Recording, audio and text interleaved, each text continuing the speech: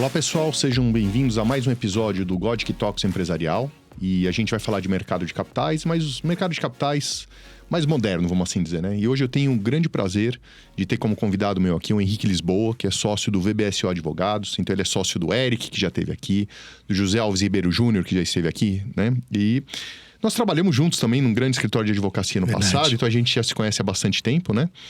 E por que eu pedi para o Henrique vir hoje aqui, né? Porque o Henrique ele se tornou um dos grandes especialistas em ativos digitais, né? Que também é um pouco do que o Eric falou, mas ele tem aí a mão na massa em outros projetos além do Eric, então eu resolvi convidá-lo para que a gente possa aprofundar essa discussão dos ativos digitais, né? Henrique, seja muito bem-vindo.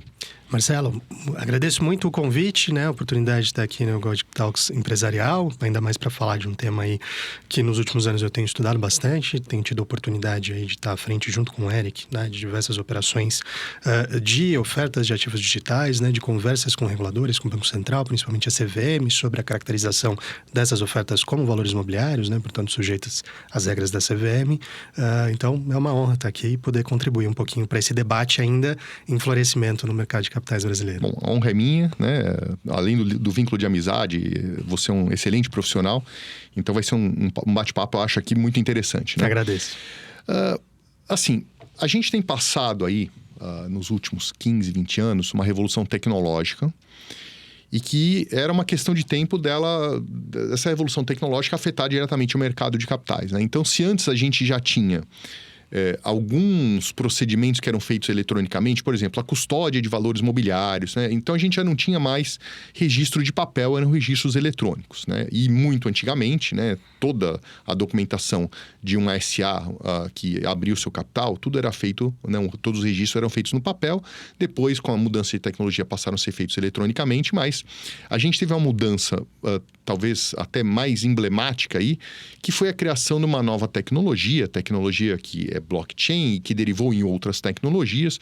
E hoje se fala muito em token, que também é algo que decorre da tecnologia blockchain, né? Perfeito. Então, antes da gente entrar especificamente na discussão sobre a regulamentação de mercado de capitais, explica para a gente o que é um token e como ele se relaciona com o mercado de capitais, com a tecnologia blockchain. Por favor, Henrique. Sem dúvida, Marcelo. E talvez para os ouvintes assíduos aqui do podcast, eu reprise alguns temas que o Eric já tratou na participação dele, mas é importante a gente sempre trazer porque ainda é algo que traz muita dúvida, né? Muita confusão. Tem gente que confunde os conceitos, etc. Exato. Até porque o termo token, ele não tem uma definição técnica. É simplesmente um termo empregado pelo mercado, né? Pelo mercado de criptoativos, né? De ativos digitais, que acabou pegando e é utilizado para uma série de coisas que não tem necessariamente conexão jurídica entre si, né? Que não são propriamente a mesma coisa juridicamente, né? Inclusive, a gente já usava o termo token em outras situações do cotidiano, né? Tinha antigamente aquele token que se usava para acessar um caixa eletrônico, né? Por exemplo, então, ainda traz muita confusão, né? O que a gente está falando quando a gente menciona token, né? Você mencionou a blockchain, né? A blockchain é a mais famosa aí das tecnologias DLT, né? Na sigla em inglês, que são as tecnologias aí de registro distribuído, né? Que são tecnologias descentralizadas, né? Formadas por uma série de participantes, né? Que validam operações e que permitem o controle, né? De titularidade, o registro de instruções, né? De ativos dentro dessa tecnologia descentralizada. Então, mal comparando, é uma grande B3, só que não centralizada numa única instituição, como é o caso da B3 aqui no Brasil, e sim controlada aí por diversos participantes que fazem a validação de operações e do registro, né, e de titularidade desses ativos. Então eu posso só fazer Claro. uma pergunta disso? Então, se antes, por exemplo, a gente tem lá uma instituição financeira, por exemplo, dentro da B3, e ela mantém um registro eletrônico. Ele já era eletrônico há um bom tempo, né? Mas era uma instituição centralizada porque era uma única instituição que falava, olha, a ação tal, a cota do FDIC tal, a cota do fundo imobiliário tal, pertence ao Henrique, ao Marcelo, ao Danilo, não importa. Porque o meu registro, enquanto instituição responsável por manter, né, esse tipo de registro, né, porque o meu registro diz que ele é o proprietário. Perfeito. Né? E agora a gente tem algo que extrapola, não é isso? Né? Então, se o registro é centralizado, agora o registro ele é descentralizado e vai estar em vários computadores na internet. Né? Exatamente, né? E esse caráter de descentralização que traz, em tese, né, uma segurança ainda maior, porque que é um registro imutável. No momento que eu tentar mudar esse registro dentro da tecnologia DLT, e vou usar aqui DLT e blockchain como sinônimos, né? Porque a blockchain é a DLT mais conhecida e vai facilitar o entendimento. Então, quando eu tento mudar esse registro na blockchain, ele já virou outro registro. Tá? Você já gera um outro código, uma outra hash para essa operação, né, que não se comunica com aquela anterior. Então, isso, em tese, dá uma maior segurança, né? Por mais que haja segurança de tecnologia de informação, né? Em registradoras centralizadas, como é o caso da B3, mas você não depende de um único órgão sujeito eventualmente a falhas, né? Exatamente pelo caráter de descentralização é que traz, em tese, uma segurança maior do que registros centralizados, e é daí que decorre, né, a grande utilidade e a grande característica disruptiva dessa tecnologia. Né? E o token em si, ele nada mais é que uma folha em branco, né? Um registro nessa blockchain. Então, o que pode conter o token? Qualquer coisa, né? Então, quando a gente fala de token, ele pode significar, né, dentro de uma classificação que a própria CVM se utilizou, né, no seu parecer de orientação 40 ali de 2022, foi a primeira, né, vez que a CVM se posicionou, né, sobre a oferta pública de tokens, se caracterizando ou não como valores mobiliários. A gente vai falar um pouco mais disso em seguida, mas nesse próprio parecer ela trouxe algumas classificações a respeito dos tokens. Então, tem os tokens de pagamento, leia-se criptomoedas, né, a mais famosa delas, o Bitcoin. Então, são registros na blockchain que são utilizados como meio de pagamento, né? Ou para especulação financeira, como é o caso da maioria das criptomoedas, né? Tem os tokens de utilidade, né? Os chamados utility tokens, que são um registro na blockchain, mais uma vez, que vai me dar o direito de usufruir de um serviço, né? Ou ter acesso a um bem. Então, eu poderia fazer, por exemplo, um acesso de um ingresso de um show registrado na blockchain. Isso, no momento do ingresso no espetáculo, né? Quem estiver ali controlando a portaria simplesmente acessa o registro na blockchain e vê que eu tenho o direito a acessar. E isso já é feito. Já é feito, exatamente.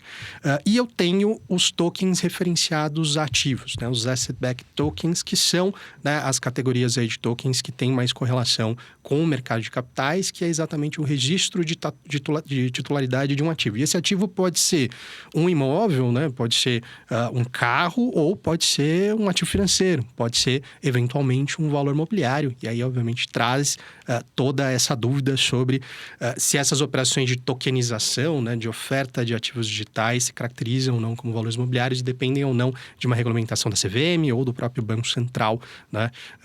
E por isso, né, tanto eu quanto o Eric, a gente está tentando afastar o uso do termo token e usar o uso mais técnico de ativos digitais, né? De forma que não haja essa confusão entre os diferentes tipos de token, principalmente com usos do dia a dia sobre tokens que já existiam. Né? E no futuro, por exemplo, o registro de um veículo pode ser feito via token, né, etc. Essa mesma tecnologia, um registro de uma obra de arte, né, um registro imobiliário, né?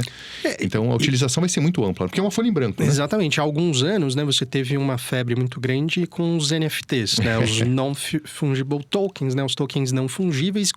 E a ideia era justamente essa, ou seja, tenho a titularidade aqui de uma obra de arte, eu vou registrar isso na blockchain, né, e vou fazer a transferência disso via blockchain. Então, o que se fez à época, ao invés de eu transferir fisicamente uma obra de arte ou uma obra de arte digital, né, eu vou gerar, né, isso já em meio digital, vou registrar a titularidade disso e vender para um terceiro. Então, muitas empresas chegaram a explorar isso na época. Então, um exemplo famoso, por exemplo, é da NBA, né, da Liga Americana de Basquete, que eles começaram a vender a propriedade de acesso a determinados vídeos. Então, o LeBron James fez uma enterrada, você seria o proprietário daquele vídeo e você poderia vender. E à época isso gerou um mercado especulativo, né? Tinha lá aquelas figurinhas que ficaram famosas dos macaquinhos, né? Exatamente.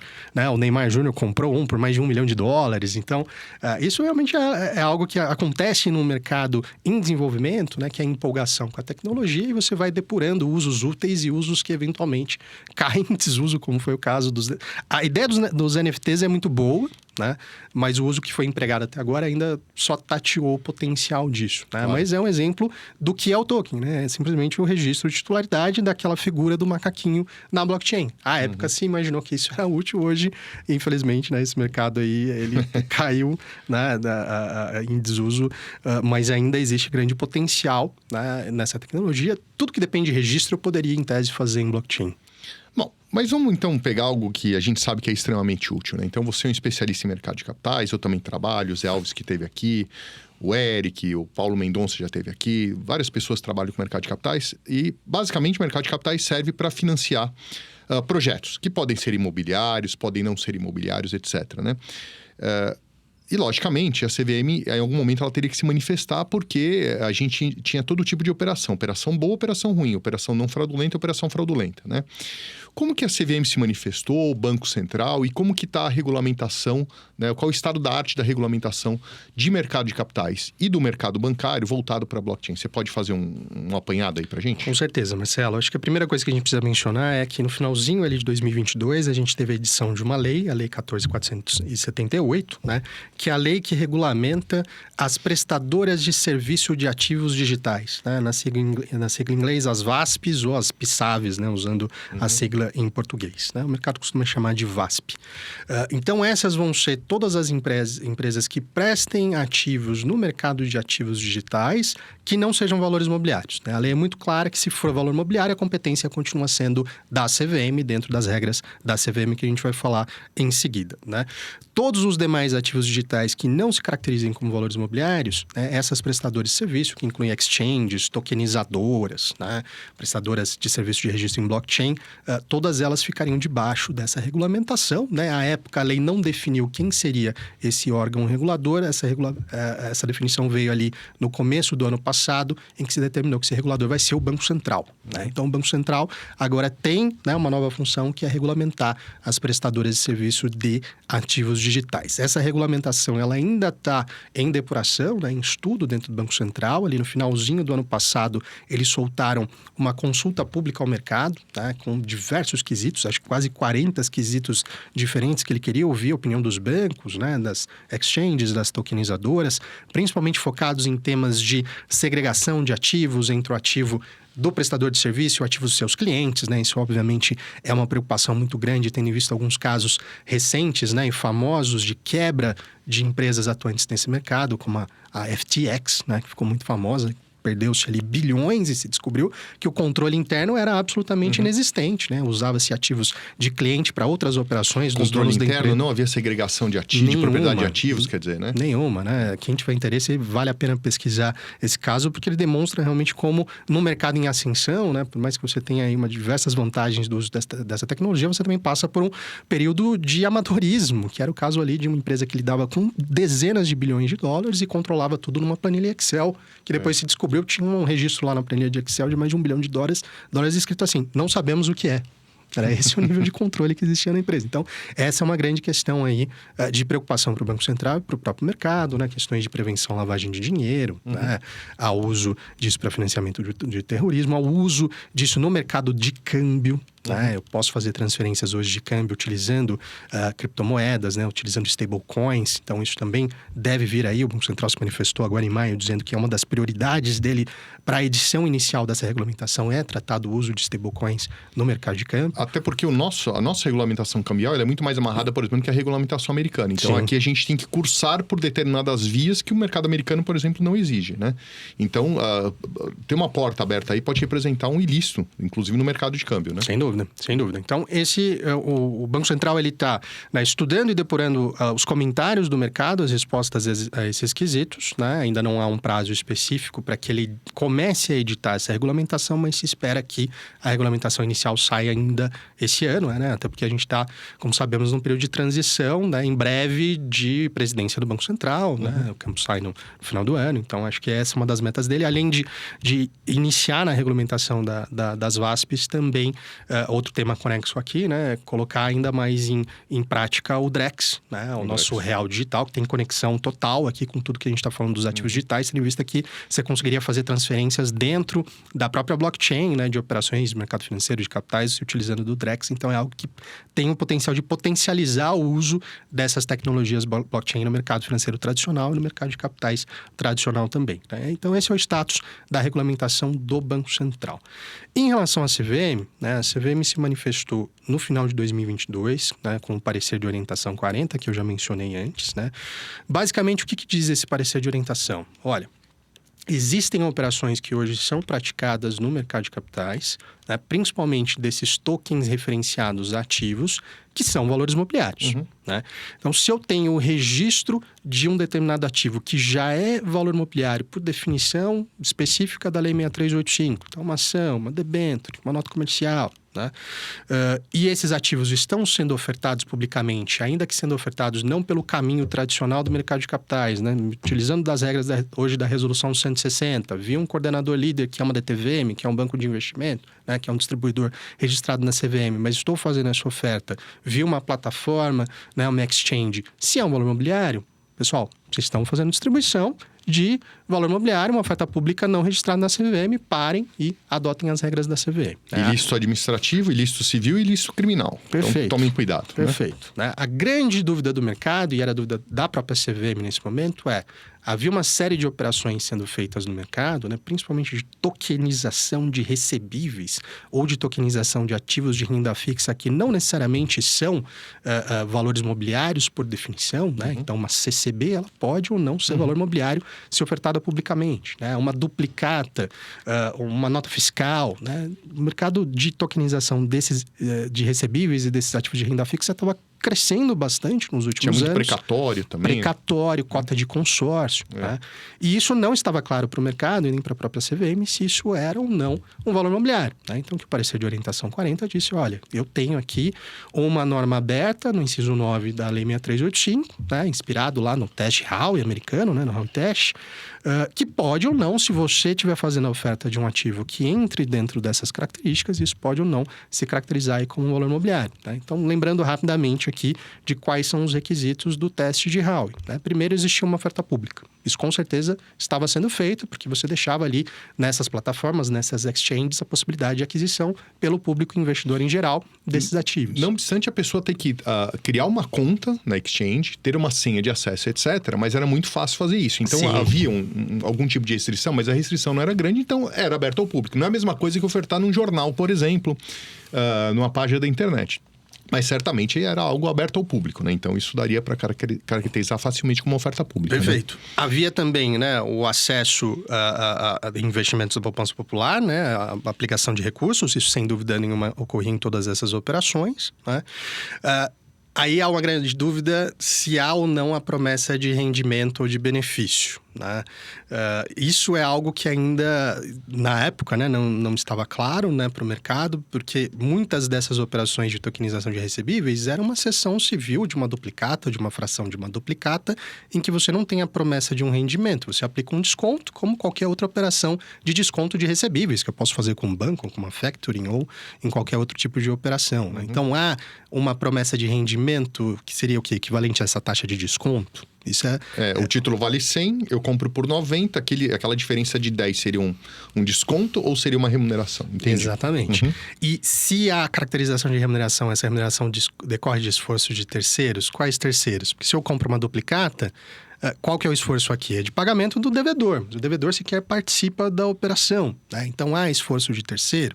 Esses eram grandes pontos de dúvida que o parecer de orientação 40 não solucionou. Né? Ele simplesmente disse, olha, se você atender os requisitos aqui para a caracterização de um contrato de investimento coletivo ou, eventualmente, de uma operação de securitização de recebíveis, você vai estar dentro das regras da CVM e vai se aplicar aí a resolução 160. Né? O mercado continuou florescendo, né? Aumentando essas operações aí de tokenização de recebíveis, de tokens de renda fixa.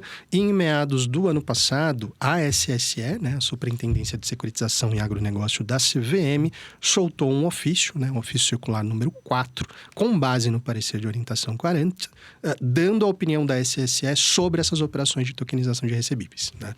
E basicamente o que eles disseram é: a grande maioria, se não todas as operações que o mercado hoje tem praticado são valores imobiliários. Né? Porque há oferta pública, há acesso, né, ao investimento desses investidores indeterminados. Na opinião da SSE, seja a aplicação de uma taxa de desconto ou não, há promessa de um benefício econômico, de um rendimento para esses investidores. E para a caracterização do esforço de terceiro, eles foram numa interpretação bastante ampla, no sentido de que se há qualquer esforço de seleção de quais duplicatas, de quais notas fiscais vão estar disponibilizadas pela própria exchange ou por um terceiro, se há uma espécie de agente fiduciário ali representando essa comunhão de investidores que vão comprar esses mesmos recebíveis, né, numa comunhão de recursos, se há a participação de algum agente de cobrança, né, se há coobrigação do cedente, tudo isso vai caracterizar esforço de terceiro, portanto, está caracterizado um contrato de investimento coletivo e indo além, né? Na opinião deles, a maior parte dessas operações eram securitizações de fato, que deveriam ser feitas via uma companhia securitizadora e, portanto, atendendo aí às regras da CVM. É óbvio que a própria SSE já se sensibilizou no sentido de que, olha, se eu impor as regras da 160, eu acabo com esse mercado, porque se for para seguir todas as regras da 160, eu não preciso de blockchain, preciso de token, eu faço um CR, né? Uma debênture financeira, outro título de securitização dentro das regras tradicionais, né? Não tem por que usar aí essa nova tecnologia. Então, a CVM, a SSE trouxe aí uma possibilidade de se utilizar de uma regulamentação que já existia, né? Lembrando, a SSE como uma superintendência, ela não pode criar regulação nova, ela pode interpretar regras que a CVM, né, o colegiado da CVM já colocou para o mercado e foi, a ideia dela foi se utilizar da resolução CVM número 88, né? Que foi uma regra pensada para um contexto completamente diferente, né? Que eram as plataformas de crowdfunding de investimento para acesso de sociedades de pequeno porte, então startups ali no early stage ainda, né, poderiam acessar investidores via essas plataformas de investimento coletivo, mas foi uma regra que na prática não pegou muito, né? Você teve poucas ofertas dentro dessa regra, né? O mercado acabou não comprando muita ideia. Porém, você tinha ali toda uma regulamentação dessas plataformas de crowdfunding que a SSE viu, olha, por que não me utilizar de todas essas regras que eu já tenho posto, né? Eu já tenho todo o meu procedimento aqui de aprovação dessas plataformas, né? Já tenho regras específicas que podem muito bem casar com essa tokenização aí de recebíveis, esses ativos referenciados a recebíveis ou a ativos de renda fixa. Então, foi essa a solução dada pela CVM.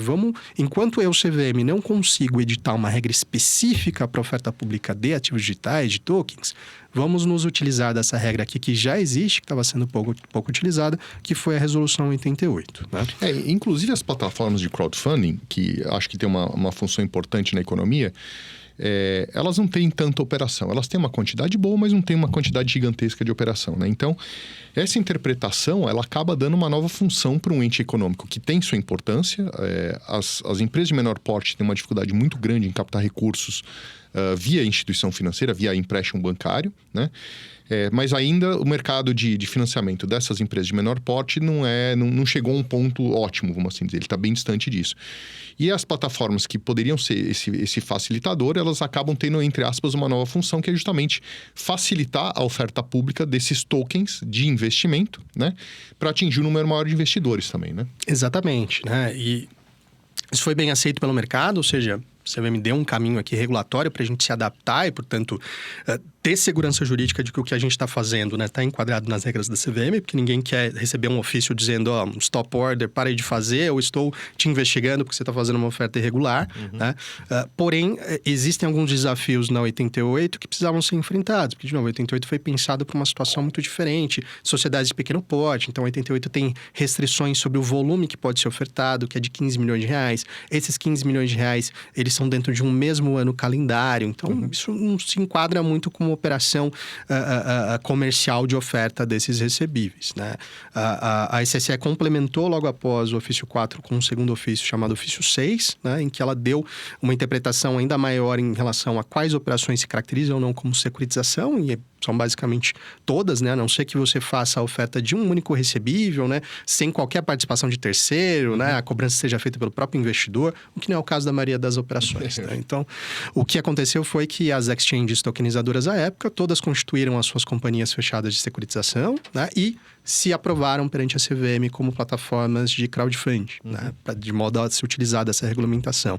E a SSE trouxe uma interpretação também extensiva desses conceitos, dizendo que esses 15 milhões milhões, né? E a restrição de faturamento bruto de 40 milhões também da sociedade, trazida ali pela 88, elas se aplicam a cada patrimônio separado. Então, a plataforma faz uma securitização, constitui um patrimônio separado dentro das regras da 14.430, né? O novo marco legal da securitização, e com isso se interpreta que o limite ali do 88 são característicos do patrimônio separado e não de todas as ofertas dessa securitizadora, o que com isso ainda não é o ideal, né, buscado pelo mercado, mas obviamente foi algo extremamente benéfico aí da CVM de fazer, né, essa interpretação e permitir que esse mercado continuasse.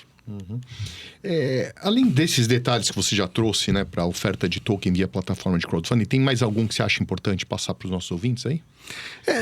Falar um pouquinho do funcionamento, né? A própria oferta do token tem que sempre acontecer dentro da plataforma, né? Então, é um tipo de oferta bem mais simples comparado com o mercado de capitais, né? E um ponto bastante relevante é que a CVM expressamente reconheceu uma dispensa que já havia na 88 como aplicável também a essas ofertas utilizando a regra da 88, que é a dispensa do depósito centralizado do ativo, né? Que era um dos grandes limites em relação a você se utilizar da regra da 160. Porque se eu uso o depósito centralizado da B3, por exemplo, por que eu preciso da blockchain? É lógico. Né? E não existe integração entre B3 e blockchain. Então, com isso foi bastante importante para viabilizar essas ofertas via 88. Para baratear, principalmente, né? Exatamente. Né? A grande ideia de você se utilizar essa nova tecnologia, além de economizar custos, é de democratizar o acesso tanto de quem necessita captar recursos no mercado de capitais, como também dos investidores. Né?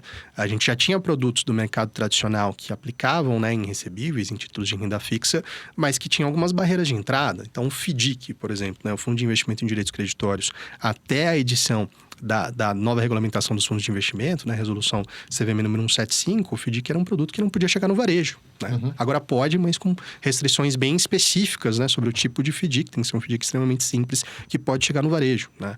E a ideia dessas operações de token é exatamente dar a oportunidade, né, de investidores em geral de receber, né, remuneração, né, ou benefício econômico dessas operações de recebíveis.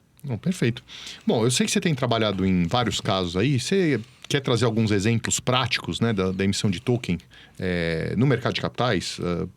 Você tem alguns aí que você possa passar para a gente? Com certeza, Marcelo. Acho que o Eric, meu sócio, quando esteve aqui, ele explicou bastante sobre o TDIC, né? O Token de Investimento em Direitos Creditórios, que foi uma operação bolada por nós lá no VBSO, né? Que a ideia, como o próprio nome já demonstra, é emular em blockchain um FDIC. Né? E o que essa operação demonstra é um uso de blockchain não como mero registro do ativo, e sim para criar regras controladas pela própria blockchain, chamados smart contracts. Né? Então, o grande diferencial dessa operação é que dentro do registro da blockchain, né, você criou-se um token em que ele faz todo o controle de entrada e saída de recebíveis, né? Então, critérios de elegibilidade, condições de cessão, né, eventuais eventos de avaliação da estrutura, tudo que você tem hoje num regulamento de um FDIC, sendo operacionalizado de modo analógico pelo seu gestor, pelo seu administrador, pelo seu custodiante, você consegue fazer de modo automático dentro da blockchain. De smart contract. Né? Exatamente. Então, esse é realmente um uso que não é um mero registro em blockchain, né? E demonstra, né, as oportunidades de economia e de custos e de ganho de eficiência com o uso de tecnologia blockchain no mercado de capitais. Além desse exemplo do TDIC, eu posso trazer um exemplo super recente que a gente fez lá no escritório, que foi a primeira nota comercial tokenizada distribuída por meio das regras tradicionais da resolução CVM 160. Né? E isso tem conexão direta com o que eu acabei de mencionar sobre a necessidade do depósito centralizado do ativo, né? Que era a grande barreira para você se utilizar de blockchain no mercado de capitais tradicional. Então, o que foi feito nessa operação? Ela foi uma operação 100% seguindo as regras da 160, né? Uma oferta em rito automático para investidores profissionais, né? Com um coordenador líder registrado na CVM, oferta, né, seguindo 100% as regras da 160, porém, quem fez o depósito centralizado do ativo foi a Lacus, né, que é uma entidade aí, autorizada pela CVM a fazer depósito de valores imobiliários, e a Lacus teve uma integração tecnológica com a LIC, que é a plataforma de tokenização, crowdfunding exchange, e via essa integração tecnológica, né, esse ativo depositado na Lacus, ele foi tokenizado em blockchain. Portanto, o investidor, quando comprou o token, foi uma oferta de uma nota comercial, né? Quando comprou o token dessa nota comercial, você consegue automaticamente ter, né, o registro de titularidade disso em blockchain, na Lacus, e também no seu escriturador, que era a Olivera Trust, né? Então, isso demonstra que há a possibilidade, né, de você utilizar a tecnologia blockchain dentro do mercado de capitais tradicional, o que é bom, porque aí eu saio de todas essas limitações da 88, né? Que por mais que tenha sido uma excelente ideia da CVM de manter a porta aberta para o uso dessa tecnologia, né, ainda não é o ideal, né? Enquanto a CVM não trouxer aí uma regulamentação específica e não há, até o momento, né, uma visibilidade se isso vem ano que vem, se vem daqui 2 anos, porque, como a gente sabe, né, o processo normativo da CVM depende de depuração interna, de colocar a norma em audiência pública, comentários do mercado, né? A CVM tem outras prioridades normativas antes disso, né? Então, enquanto isso, a gente tem junto aí com outros participantes do mercado tentando bolar novos usos dessa tecnologia para a gente realmente forçar ainda mais essa digitalização do mercado de capitais brasileiro. O que me parece, isso está começando, né? Então, a CVM, ela é bastante sensível a tudo isso. Sem dúvida. Mas falta gente também, né? Eles têm um corpo tecnicamente bem qualificado, mas falta gente também para resolver todos os problemas ao mesmo tempo, né? E é a realidade que a gente tem hoje, né? Mas eu percebo que isso é o início, né? Então, tem muita coisa para vir aí. A tecnologia vai se aprimorar e a regulamentação, infelizmente, sempre corre atrás disso. É isso aí. Mas a nossa realidade é essa, né? Bom, Henrique, muito obrigado por ter gravado esse episódio aqui. Henrique Lisboa, que é sócio do VBSO Advogados. Ele é um especialista em mercado de capitais, sócio do Eric Oioli, do Zé Alves Ribeiro Júnior, que já estiveram aqui também.